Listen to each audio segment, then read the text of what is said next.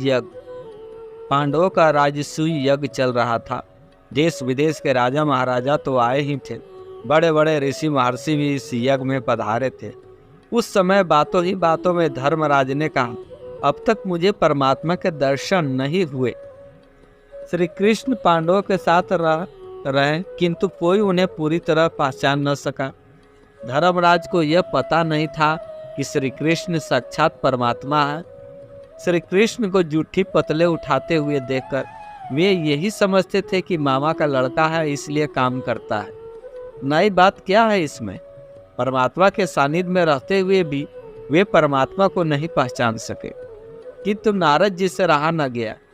उन्होंने कहा, राजन, ये दुर्वासा जमदग्नि जैसे बड़े बड़े ऋषि मुनि तुम्हारा मिष्टान खाने या दक्षिणा लेने के लाभ से यहाँ नहीं आए हैं।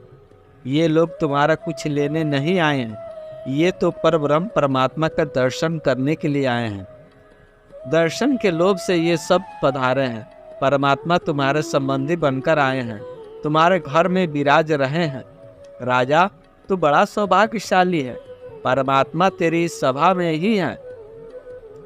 धर्मराज ने परमात्मा का दर्शन करने की इच्छा से चारों ओर नजरें घुमाई, किंतु उन्हें भगवान के दर्शन नहीं हुए। कृष्ण की तरफ जब भी नजर गई तो उन्होंने यही समझा कि मेरे मामा के लड़के हैं। धर्मराज श्री कृष्ण को अपना मामा का लड़का ही मानते थे।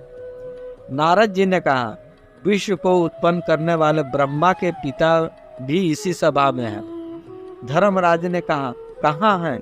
मुझे तो कहीं दिखाई नहीं देते।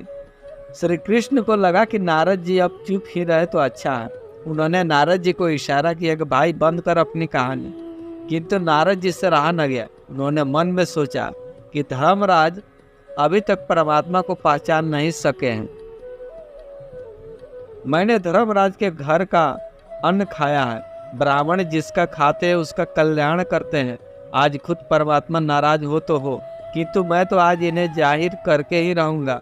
नारद जी ने श्री कृष्ण की तरफ उंगली उठाकर कहा, अहम ब्रह्म, यही ब्रह्म है। ऋषि इन्हीं के दर्शन करने आए हैं। उपनिषदों ने इदम ब्रह्म की बातें आई है, अयम ब्रह्म की नहीं।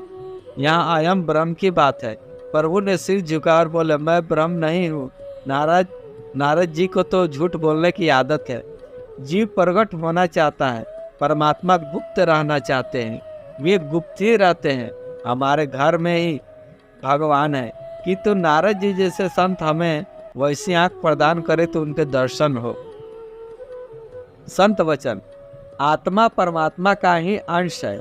जीवात्मा शरीर से अलग है, पृथक है। वह न ब्राह्मण है, न क्षत्रिय है, न वैश्य है, न शूद्र है। वह न स्त्री है, न पुरुष है। मैं कौन हूँ, इस संबंध में खूब मनन करो। देह का विस्मरण होते ही आत्मस्वरूप का भान होता है। इसी को जीवन मुक्ति कहते हैं। आप एक क्षेत्र में हैं, आपका अंशी परमात्मा संपूर्ण क्षेत्रों में है।